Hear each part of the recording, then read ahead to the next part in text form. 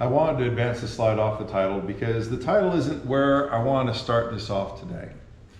I actually don't want to start off with my sermon, so I'm not gonna. I'm the guy up front, I can do what I want, sort of. A while ago, I started doing archery, and I enjoy archery a great deal. And when I first started out, Sierra and I would jokingly call the bow that I was using a murder stick. It was called a murder stick because it was going to kill me if I didn't learn how to do archery correct. It was a brutal beast of a weapon, and trying to operate it was brutal. And I could seriously hurt myself if I didn't do it right. Over time, I got better and better. And recently, I was doing pretty okay, I thought, until I took the second bow that I had. And when I took the second bow that I had and I took it into the shop, the guy that was there, when I pulled out the first bow that I'd been using, first thing's out of his mouth, "I'd never use that bow." And I sort of cringed because this is the guy that helped me get that bow set up, but I also had been there when the previous customer was there, and that person brought in an antique bow. And I heard why that antique bow was so dangerous they wouldn't even try to set it up. And the bow I brought had that same danger built into it. So when he said I would never shoot that bow, I understood. It was self-preservation. I was intending to not shoot that bow any longer. When I pulled out the second bow, I'd use that bow. And I said, wait a second, you set up the first one? He goes, yeah, but setting everything aside, there's this, and he starts naming off the things that were better about that second bow. This past week, I had the opportunity to go in, and that bow was finally ready to be set up, and I did some shooting. And when it finally came down to getting everything on that thing set up right, everything was coming in on that nice little tight circle. And I'm like, yes! But the reason why everything was coming in nice and tight on that circle was twofold. One, I was getting an awful lot of little things done that needed to be done to make sure it was going to go the right way. But two, I needed a bow that was actually worth shooting. Recently, within a month and a half or so, it was put before this congregation that there were jobs that needed to be done. And after a couple weeks, I went back to Boone and said, hey, you told me we had this many jobs to get filled. How many of them still need to be filled? Because I will make sure that from the pulpit, people need to hear what it is that needs to still be done. He goes, they're all being done now. And I go, what? He goes, yeah, we got that taken care of within the first 2 weeks even. And it blew me away because I've gone through a phone directory of 400 members asking for 3 positions to get filled, and gone through that phone directory twice and not gotten any of those 3 positions filled. That we had, I believe, was it 10 or 13? And he's going to tell me a different number altogether than that. We had a lot of jobs to be filled, and all those jobs are being taken care of. Yes? Oh, okay, I'm getting the thumbs up. Yes, we have all those jobs filled and being taken care of. Because it takes all those little things for things to go really, really smoothly. At the same time, it also takes a proper bow to be working with. And of recent, because of things that have been discussed, I've made comments about when there's an eldership and things don't go right. I want you to know I am so not talking about where I am today. What Joe, Boone, and Robert do as far as being shepherds of this flock, all I can say is amen to. Because the things I have talked about when I've brought up bad examples, I'm not talking about here. I'm talking about people that, like the first bow, it can look like a bow, it can sort of act like a bow, but when you look at what you're actually trying to aim at, because of the bow, things don't go right. When the shepherds don't lead with this as the absolute authority, when the answer is, we know what God's word says, but we think this other thing would be easier. If you're not aiming at the center of the target, you're not going to hit the center of the target. I am thankful to be in a congregation where the shepherds understand God's word is authority. I am glad that they are leading in that direction. I'm also glad for everybody that's doing their little part to make sure that it's going to be going as smooth and in as right a direction as it possibly can. Because it takes both of those things going on for things to work out the way they're supposed to. I'm glad to be here and I'm glad to be a part of this. In today's lesson, the activity, Robert's response was scholars debate, and the passage we're talking about is Luke chapter 4. Scholars debate whether Jesus was tempted and fasted for 40 days or if he fasted for 40 days and then was tempted. All things considered, he fasted for 40 days and then was tempted. The fact that he was tempted means he had the ability to sin. And since Jesus did not sin, it is genuinely assumed he couldn't. Hebrews 4:15 tells us he could. Our temptation is the same as his. God's word is our authority, is the thing we needed to be guided by. And when when we are giving into temptation, we're going against God's word. Temptation comes, as 1 John 2:16 says, lust of the eye, flesh, and pride of life.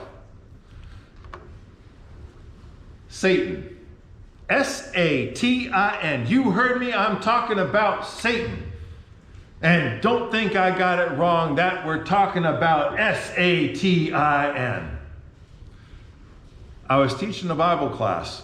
I was substitute preaching. And in the middle of the class, I called on somebody I probably shouldn't have, but I did. And he let me know. S-A-T-I-N is in our midst. We're going to come back to that. Think about the attitude.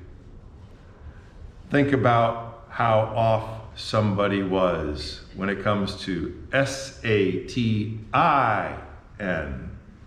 being in our midst. In Luke 4:1-13, I'd like to go ahead and read this whole passage. Then Jesus, being filled with the Holy Spirit, returned from the Jordan and was led by the Spirit into the wilderness, being tempted for 40 days by the devil. And in those days he ate nothing, and afterward, when he had ended, he was hungry. And the devil said to him, "If you are the Son of God, command this stone to become bread." But Jesus answered him, saying, "It is written, man shall not live by bread alone, but by every word of God." Then the devil, taking him up on a high mountain, showed him all the kingdoms of the world in a moment of time. And the devil said to him, "All this authority I will give you and their glory. For this has been delivered to me, and I give it to whomever I wish. Therefore, if you'll worship before me, all will be yours." And Jesus answered and said to him, "Get behind me, Satan, for it is written, you shall worship the Lord your God, and him only you shall serve." Then he brought him to Jerusalem, set him on the pinnacle of the temple, and said to him, "If you're the Son of God, throw yourself down from here. For it's written, he shall give his angels charge over you to keep you. And in their hands they shall bear you up, lest you dash your foot against a stone." And Jesus answered him and said to him, "It has been said, you shall not tempt the Lord your God." Now when the devil had ended every temptation, he departed from him until an opportune time. Truth is, Robert's right. Whether it was 40 days of solid temptation and then at the end, here's the 3 biggies, or if it was 40 days of fasting alone and then those 3 biggies. Point number 1, Scripture tells us that in every way, Jesus became like one of us. He became human. He had desires. He had the temptation that after 40 days, hungry. Oh yeah, so there. Wanting to be recognized by those that should have been recognizing him. And I know I'm doing this out of order relative to Luke. The temptation, throw yourself down. And on this one, Satan even does a tricky one. He says, oh yeah, well, it's written. Throw yourself down and his angels will bear you up lest your foot dash against the ground. Satan's leaving out the important part that comes before what he quotes. If you are in the house of the Lord, if you're living by God's standard, God's out to take care of you. Satan's leaving off that first part. Go ahead, throw yourself down, and God will take care of you. Not if you're not in the house of the Lord. Not if God is not the head of the life you're living. Satan is offering what Jesus wanted. Because ultimately, what did he want? He wanted to be recognized for what he was doing. He wanted people to understand he was here doing what he was doing for them in a way that should have had meaning. Bow down and worship me and you get it all. Because if you bow down and worship me, you can't pay the price for sin. And I get it all. Ha ha ha. Satan was offering things Jesus wanted. The temptation was real. And jump into 1 John, which Robert referenced, 2nd chapter, verses 15 through 17. Do not love the world or the things in the world. If anyone loves the world, the love of the Father is not in him. For all that is in the world, the lust of the flesh, the lust of the eyes, and the pride of life, is not of the Father, but is of the world. And the world is passing away and the lust of it, but he who does the will of God abides forever. And the right words are used there, and at the same time, we don't give them the weight they deserve. Lust. We get that that's a wrong kind of word. If it had said desire, we'd be really comfortable because that's not a negative kind of connotation. Desiring something isn't necessarily a bad thing. Unfortunately, the negative emphasis of lust isn't strong enough. Because any of those things that it talked about, when we put it before God, isn't just a little wrong, it's a whopper size wrong. Because what should come before God in our lives? Nothing.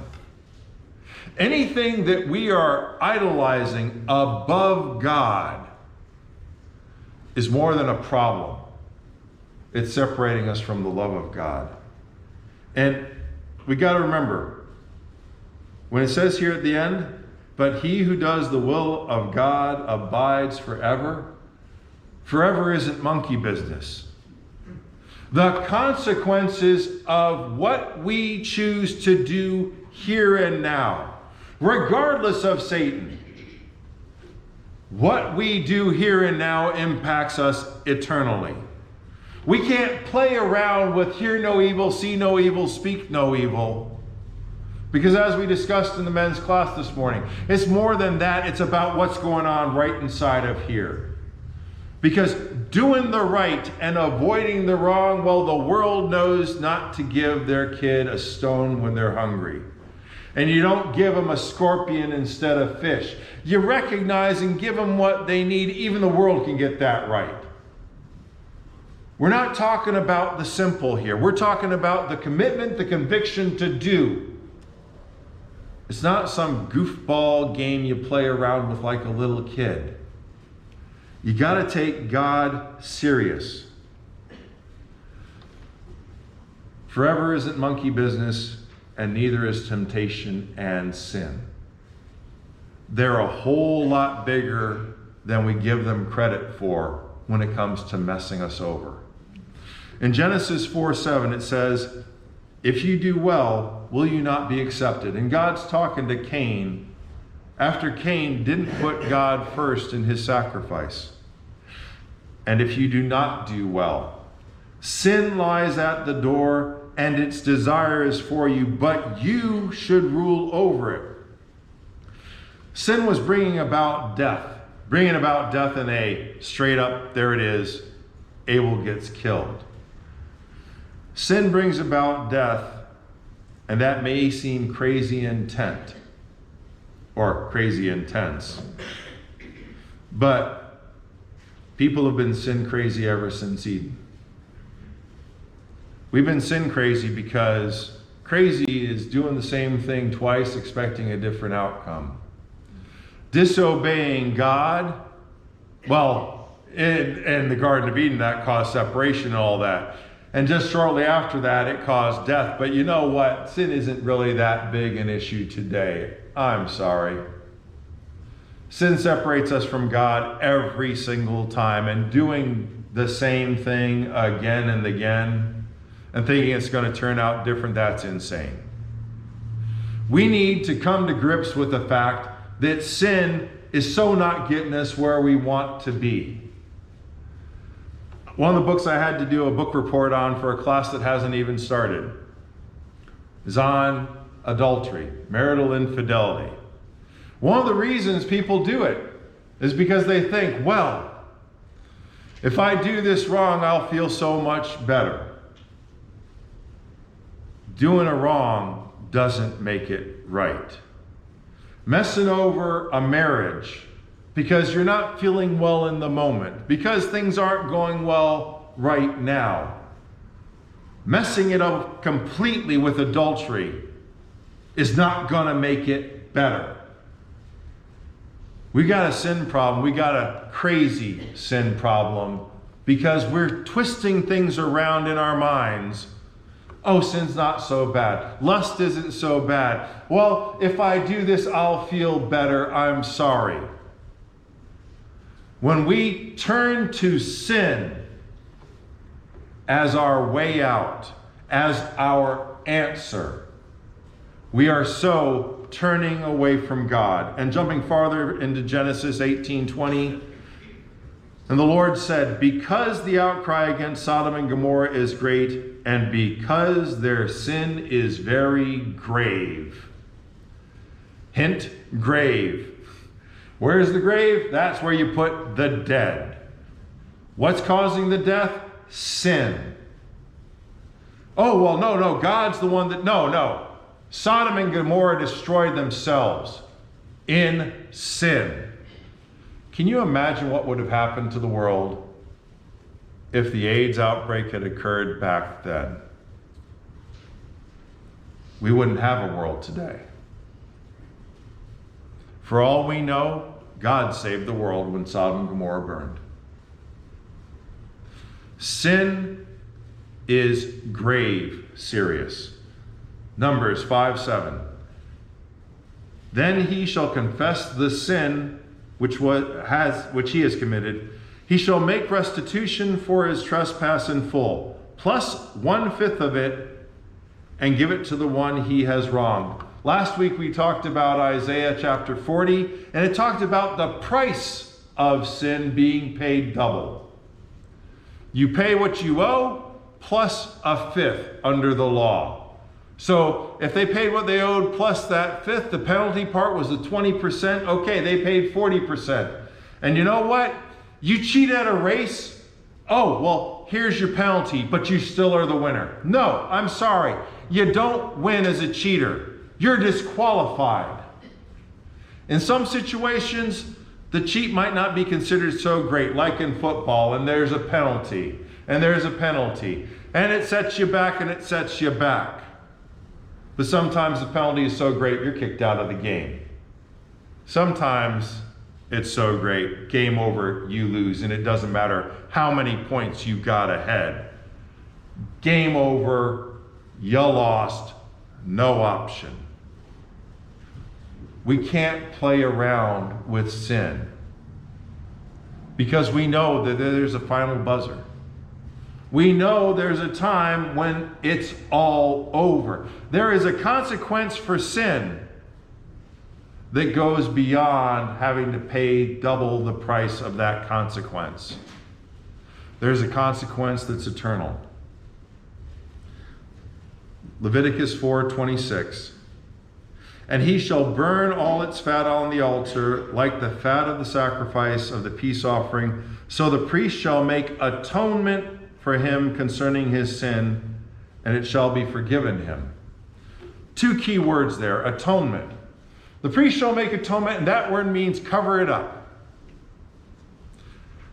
If I take and kill somebody and I cover it up, is it all good just because it's covered over? No. Just because you don't see the dead body doesn't take away the fact I did the wrong. Something's got to happen on a serious level to change that situation. Shall be forgiven him. There's only one that can forgive, truly, and that's God. Because when he forgives, there's not just a covered up dead body hanging out. God forgives in a way that is complete, in a way we so desperately need. Because I don't think anybody here wants a dead body hanging around with them the rest of their lives. If we treated sin like it was going to be the dead body hanging out with us, like the dog that goes around killing the chickens, you tie the chicken around the neck so that the dog learns, I don't do this. If our sin was hanging around our necks, we'd be like Ebenezer Scrooge, I think. We'd have all these chains hanging off of us, and then maybe we'd start to get the idea of the weight and the consequence of the sin we've borne. Matthew 26:41, watch and pray, lest you enter into temptation. The spirit indeed is willing, but the flesh is weak. And we need to think about that you. Because who's he talking to? He's talking to the disciples. He's talking specifically to the apostles. He's talking to those who've gone into the Garden of Gethsemane with him before he's going to face the cross. He's talking about the people that should have had the most on the ball when it comes to understanding sin and temptation. We started this out reading a lot of passages from the Old Testament to his people, Israel. He was writing to a people, and I think it's a cool name, Israel. Let's break that down. Is real. We know about Israel today. Why? Because it is real. They're still a nation. This isn't something made up like Narnia or Never Never Land. Is real. We can look back at their history, and they got stuff right now that's written on metal things, not written, but pushed in, engraving kind of stuff. They talked about being so thankful the shepherds have finally left Egypt. We read about that in God's word because Israel is real. We read about in God's word sin and temptation. Is there anybody here that doesn't believe sin and temptation is real?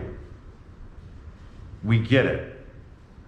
We get it, but do we get it firmly enough in here? That it's not just that it's a wrong separating us from God. Not just in the moment, but potentially for eternity.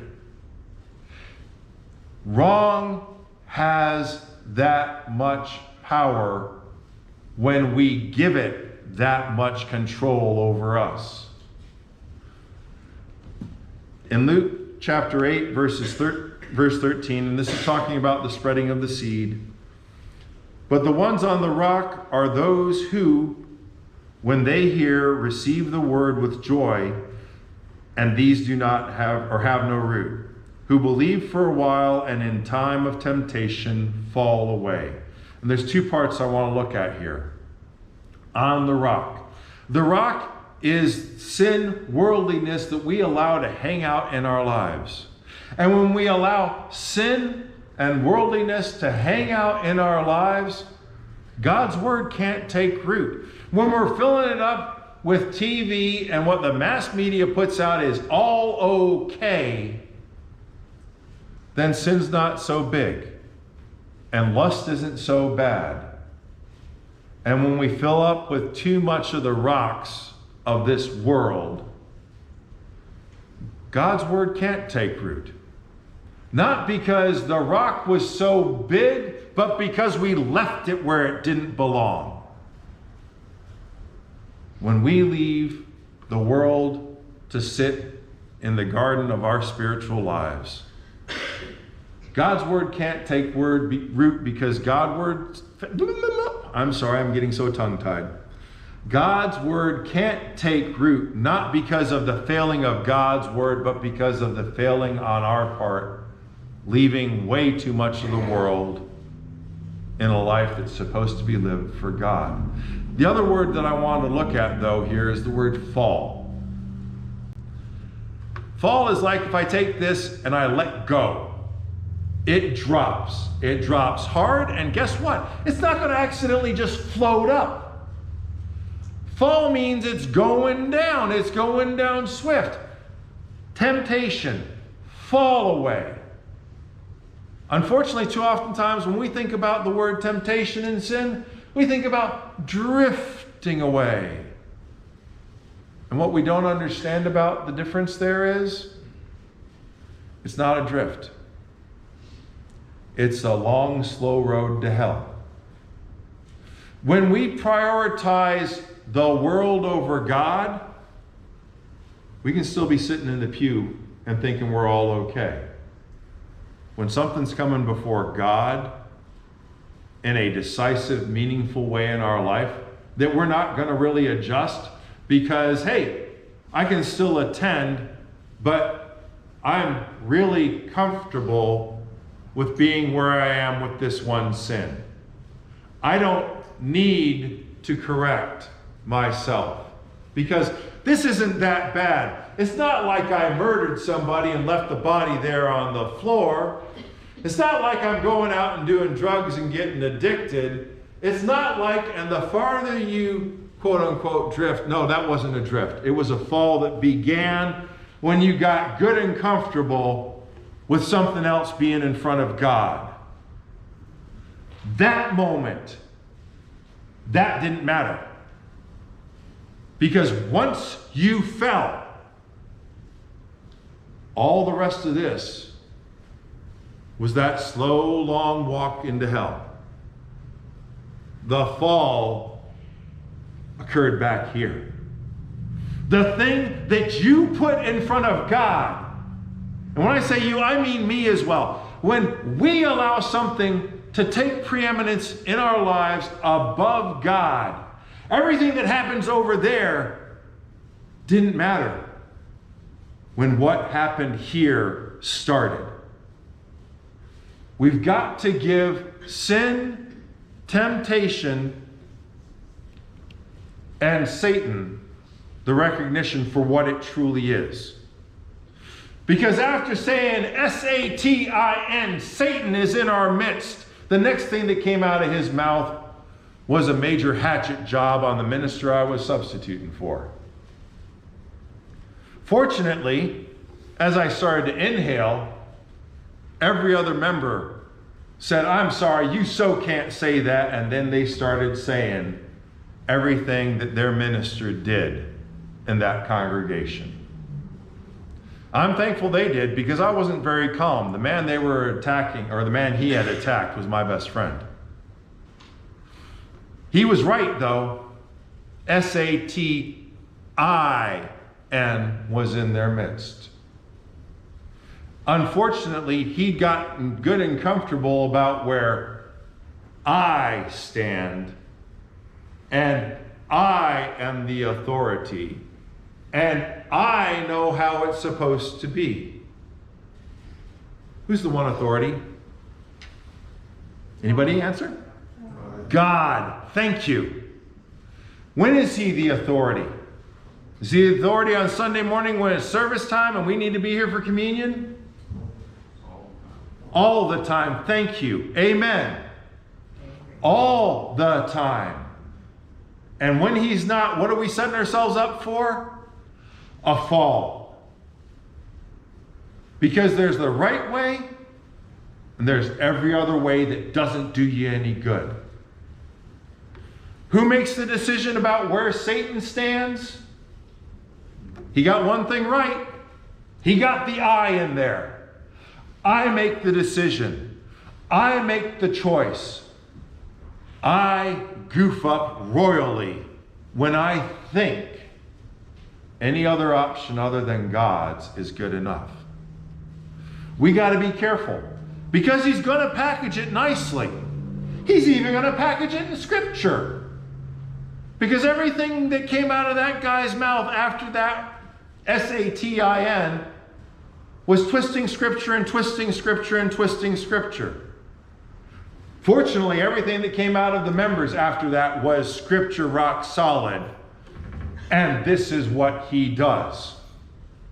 And I was like, amen, because I was not going to be polite in my response. I was boiling. But we have to recognize, besides the fact that I don't have any power going on right now and my screen is about to go blank soon. Doesn't say it up there, but mine says, your battery's gone. All right, so this sermon is ending really fast.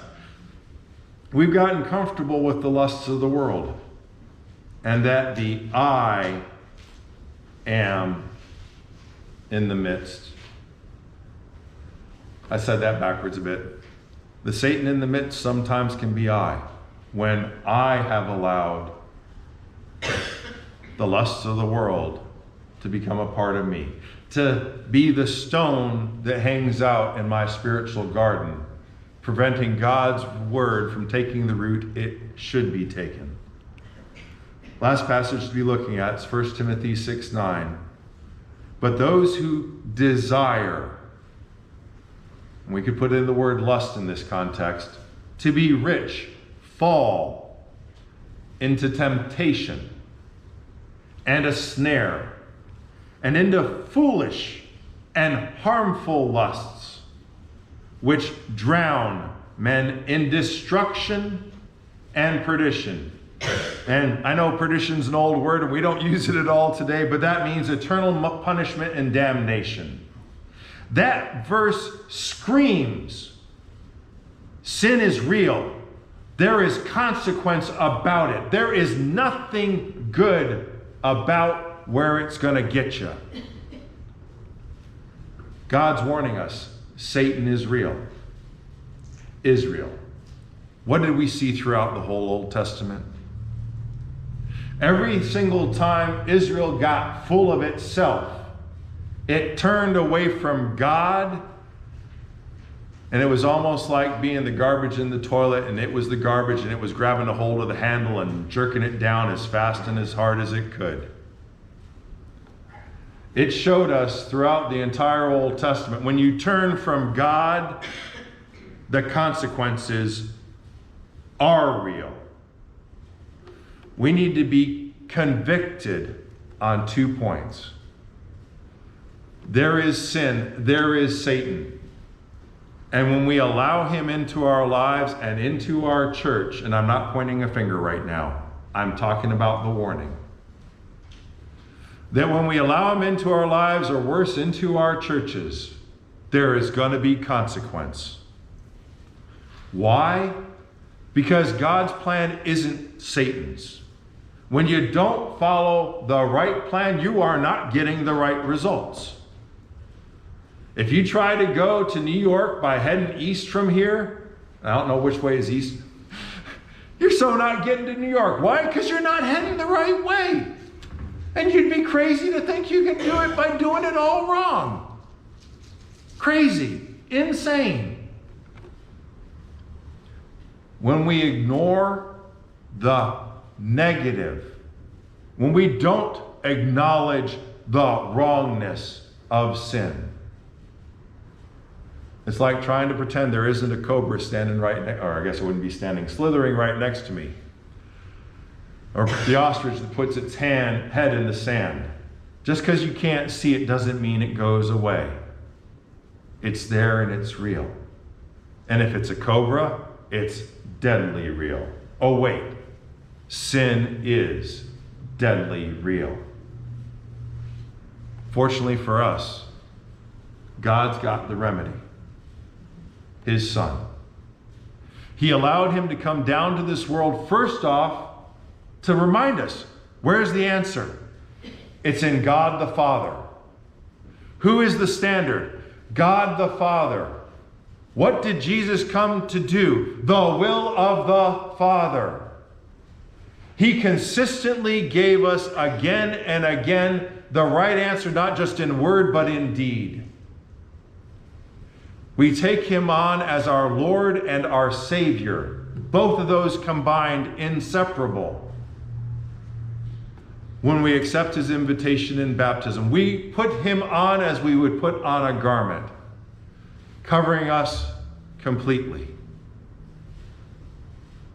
To walk forward in life in his love, under his authority. To do other than that is to head for the fall.